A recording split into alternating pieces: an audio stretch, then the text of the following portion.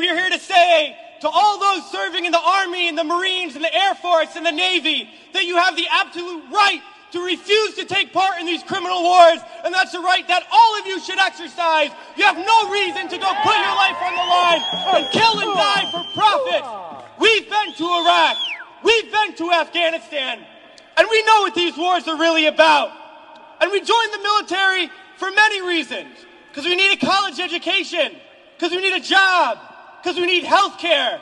And then we joined the military, and they tell us that our enemies are poor people in caves in Afghanistan, or poor people in the deserts of Iraq. But we've been to those countries, and we know that our enemies are not other poor people abroad. Our enemies are the people that laid us off from our jobs, that denied us health care, that make it impossible to get an education. Our enemies are not in the poorest countries on the planet, but right here in the richest one.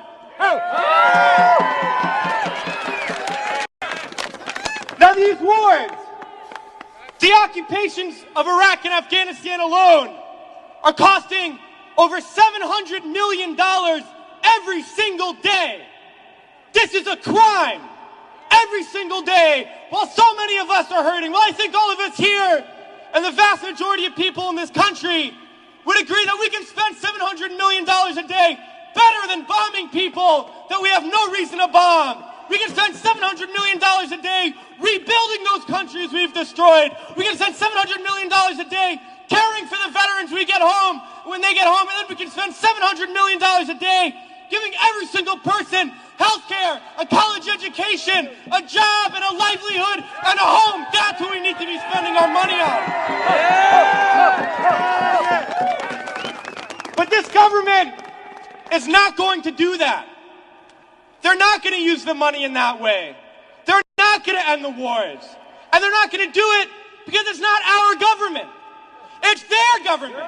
It's a government of the rich. It's a government of Wall Street, of the oil giants, of the defense contractors. It's their government, and the only language that they understand is shutting down business as usual. And that's what we're doing here today, and we're going to continue to do until these wars are over.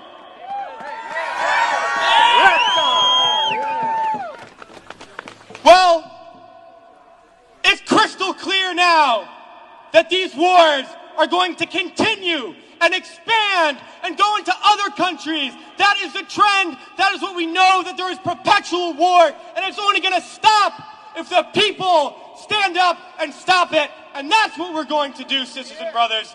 And a lot of people ask me, what do we do? Because we all know things are bad.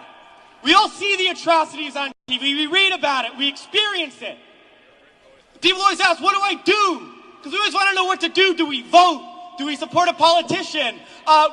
Do we join an organization? What do we do? Well, I'll tell you what we do. It's simple.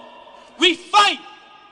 We fight and we fight and we fight, and we shut down our workplaces. We shut down our schools. We shut down the streets. We shut down business as usual, and we fight until we force the people in there to do what the people out here want, because that's how we're going to get around, and we're going to fight until there's not one more bomb drop, not one more bullet fired, not one more soldier coming home in a wheelchair, not one more family slaughtered, not one more day of U.S. imperialism. So let's fight to make that happen. We can do it today, and then the days ahead, we have to fight to end these wars and create a better world, sisters and brothers. So join us in that fight. Thanks.